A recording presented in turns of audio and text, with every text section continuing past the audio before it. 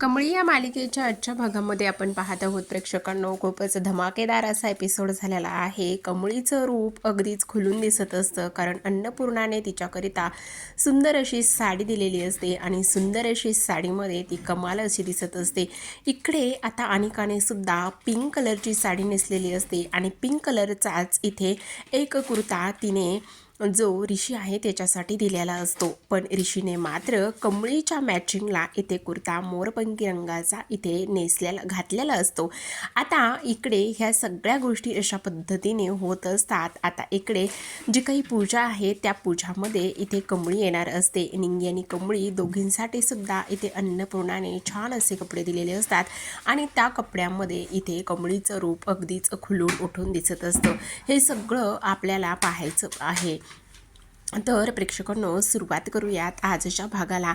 तर सगळ्यात महत्त्वाची गोष्ट म्हणजेच की कमळी आणि त्यासोबतच निंगीने जे काही फीससाठी पैसे इथे मिळवले होते डान्स क्लास शिकवण्याकडून, आणि तेव्हाच जे पैसे इथे मिळवले होते ते पैसे खोलीमध्येच त्यांच्या ठेवले होते. पण हे पैसे सगळे खोलीमध्ये ठेवल्यानंतर आता इथे अनिकाला हे सगळं समजलेलं असतं. अनिकाला ह्या सगळ्या गोष्टी समजल्यामुळे आता अनिकाने त्या सगळ्या गोष्टीवरती डाव घातलेला असतो. रात्रीच इथे जेव्हा सगळेजण शांततेत झोपलेले असतात तेव्हाच अनिकाने ते पैसे इथे चोरी केलेले असतात आणि हे पैसे चोरी करून इथे कमळीला तिची फीस भरता येऊ नये म्हणूनच तिचा हा प्रयत्न असतो. जेव्हा दुसऱ्या दिवशी कमळी आणि निंगी ह्या झोपेतून उठतात, कमळी आणि निंगी ह्या दोघीसुद्धा झोपेतून उठल्यानंतर पाहतात तर खूप मोठा प्रॉब्लेम इथे झालेला असतो.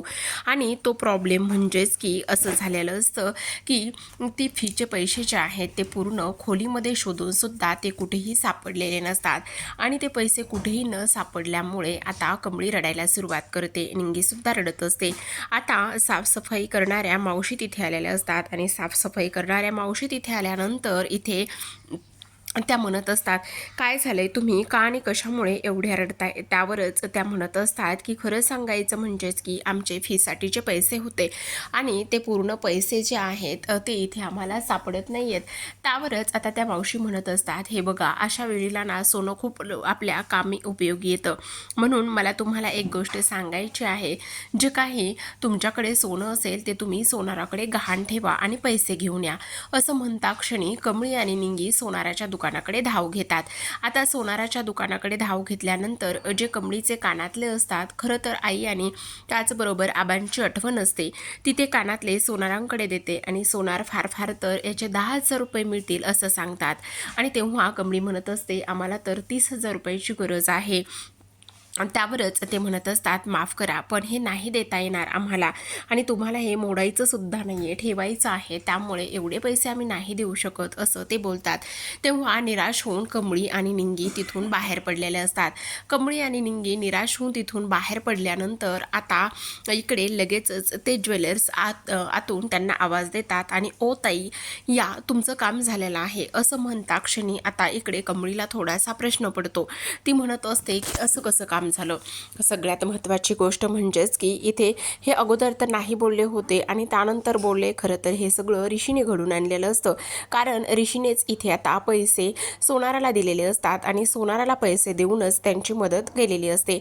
आता कमळी निंगी कॉलेजमध्ये आल्यावर नाचत असतात, कारण इथे फीचे पैसे भरण्यासाठी मिळालेले असतात. आणि का म्हणते की तुमच्यासारखे हे गावछाप कॉलेज नाही आहे, तुमच्यामुळे इथलं वातावरणसुद्धा बिघडत आहे असं म्हणूनच ती त्या दोघींवरती हात उचलते. आता उचललेला हात ऋषी हवेतच पकडतो आणि तिच्यावर ओरडतो. तो म्हणत असतो, खूप झालं, आत्तापर्यंत कमळी आणि निंगीला त्रास दिलेला आहेस, ते सगळं त्यांनी सहन केले, पण तुझी एवढी हिंमत कशी झालेली आहे की तू इथे कमळीवरती हात उचललायस आणि त्याचसोबत इथे तू एवढ्या खालच्या थराला जाशील असं मला मुळीच वाटलं नव्हतं.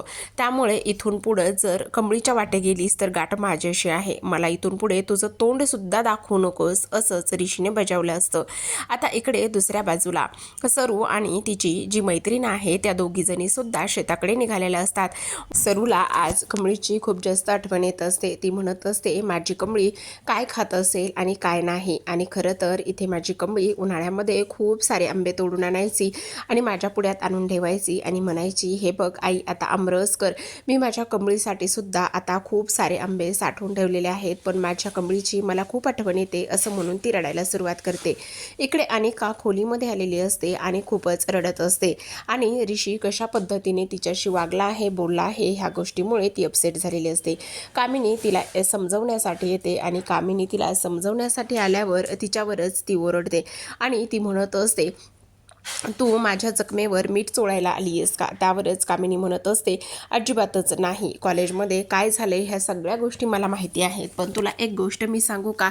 हे बघ, कुत्र्यांची पिल्ले असतात. आपण जर कुत्र्यांच्या पिल्ल्याला थोडंसं डवचलं तर त्यांची आई आपल्यावर खेकसून उठते. मग तसं करायचंच नाही. काय करायचं तर अगदी मुळावरच घाव घालायचा आणि त्या पिल्लांना खुश करायचं. म्हणजेच तुला काय, मला काय म्हणायचं आहे ते समजतंय का तुला? हे बघ, तू आता छोट्या मोठ्या गोष्टी करतेस आणि त्यामुळे ऋषीला राग येतोय. तेव्हाच इथे अनिका म्हणत असते, आता तू म्हणतेस मी तसंच करणार आहे. आता इकडे अन्नपूर्णा मॅडम खूप सारी तयारी करत असतात, कारण आज त्यांच्या घरामध्ये पूजा असते. तेवढ्यातच कमळी आणि निंगी तिथे येतात. अगं तुम्ही दोघी इथे कशा? त्यावरच कमळी म्हणत असते, त्याचं काय आहे ना, आम्हाला तुम्हाला भेटायचं होतं. त्यावरच आता निंगी म्हणायला जाते, खरं तर आम्ही काल आलो होतो, पण त्यावरच कमळी तिला थांबवते. ती म्हणत असते, नाही नाही काही नाही, असंच बोलते ती. त्यावरच आता अन्नपूर्णा म्हणत असतात, पण आज तुम्ही दोघी इकडे कशा? काही नाही, कॉलेजला चाललो होतो ना, म्हणूनच म्हटलं चला तुम्हाला एकदा भेटून जावं. बाकी कसं आहे सगळं? त्यावरच आता अन्नपूर्णा म्हणत असतात, बरं झालं तुम्ही दोघीसुद्धा आल्या आहात. मी तसंही हॉस्टेलवरती येणारच होते. त्यावरच कमळी म्हणत असते, काही प्रॉब्लेम झालाय का? आम्ही काय केलेलं आहे? त्यावरच आता अन्नपूर्णा म्हणत असतात, नाही ग पोरींनो, तुम्ही काही नाही केलेलं. आज आपल्या घरी पूजा आहे आणि पूजेचं आमंत्रण देण्यासाठी मी हॉस्टेलवरती येणार होते, पण तुम्ही बरं झालं आलेला आहात. मग आता संध्याकाळी पूजेसाठी तुम्ही या. आणि त्याचबरोबर तुम्हाला माहिती ना, इथे देवाकडे प्रार्थना केली होती माझी मोठी नात भेटावी, म्हणूनच त्या संदर्भात मी पूजा करते. आणि तेव्हाच इथे अन्नपूर्णांनी त्या दोघींकरिता इथे कपडे गिफ्ट केलेले असतात आणि उद्या येताना हेच पूजेमध्ये तुम्हाला इथे हे कपडे घालून यायचं आहे. त्यावरच कमळी आणि निंगी इथे अन्नपूर्णाला थँक्यू म्हणत असतात, आशीर्वाद घेतात आणि तिथून त्या हॉस्टेलवरती निघून जातात. आता त्या हॉस्टेलवरती तर निघून गेलेल्या असतात, पण कमळी खूप जास्त खुश असते आणि आता पूजेसाठी सुद्धा यायला ती तयार असते. इकडे ऋषी त्याच्या गार्डनमध्ये बसलेला असतो आणि तो फोटोशूट करत असतो. तेवढ्यातच तिथे अनिका येऊन चिपकलेली असते. तेव्हाच ऋषीला खूप जास्त इथे टेन्शन आलेलं असतं की ही मुलगी इथे काय करते आणि कशासाठी आली आहे असाच प्रश्न त्याला पडतो. तो डोक्यालाच हात लावतो. त्यावरच ती म्हणत असते, हे बघ ऋषी, मला माहिती आहे मी इथे कमळी आणि निंगीबरोबर खूपच चुकीचं वागलेलं आहे. मी तसं वागायला पाहिजे नव्हतं, त्यासाठी खरंच सॉरी असं म्हणल्यानंतर आता ऋषी म्हणत असतो, ठीक आहे, पण इथून पुढे काळजी घे. त्यावरच ती म्हणत असते, पण तुला एक गोष्ट सांगू का, आता घरी पूजा आहे आणि घरी पूजा असल्या कारणाने मला असं वाटतंय की इथे तू पूजेसाठी नक्कीच आहे. त्यावरच तो म्हणत असतो, मी अजिबात पूजेला येणार नाही. पण ती म्हणत असते, हे बघ, माझ्या डिझायनरकडून मी हा कुर्ता तुझ्यासाठी घेतलेला आहे, त्यामुळे उद्या पूजेसाठी येताना तू हाच कुर्ता घालून ये. पण ऋषीने मात्र स्पष्टपणे नकार दिलेला असतो. तेव्हा कुर्ता तर तो घेतो, पण नकार मात्र तेवढाच दिलेला असतो. आता राधिका लगेचच त्याच्याकरिता कॉफी घेऊन आलेली असते. राधिका कॉफी घेऊन आल्यानंतर इथे मात्र ती म्हणत असते, काय रे ऋषी, हे काय? त्यावरच तो म्हणतो, अनिका कुर्ता घेऊन आली होती, उद्या पूजेसाठी आमंत्रण दिले. अच्छा, मग तू काय ठरवलंयस? त्यावर तो म्हणत असतो, नाही मी अजिबातच जाणार नाही. इकडे राधिका म्हणते, अच्छा तू जाणार नाही, मग ठीक आहे, मला जायचं आहे. कमळीसुद्धा येणार आहे. आताच कमळीचा फोन आला होता, ती क्लासला येणार नाही, मग ती पूजेला जाणार आहे. काय, कमळी येणार आहे? बरं ठीक आहे, मग आपण दोघेसुद्धा क्लासला जाऊ, तिथे पूजेला जाऊयात. त्यावरच राधिका म्हणत असते, आत्तापर्यंत तर तू नको म्हणत होतास आणि आत्ता जायचं आहे. त्यावर तो म्हणतो, अगं तसं नाही वहिनी, तुला माहिती ना तिथे अनिका असणार, मग पुन्हा त्या दोघींचा ती अपमान करणार आणि मला हे सगळं काही नको आहे. आता नयनतारा आणि रोहित हॉलमध्ये असतात आणि त्यासोबत हॉलमध्ये असताना ते राधिकाची वाट बघत असतात.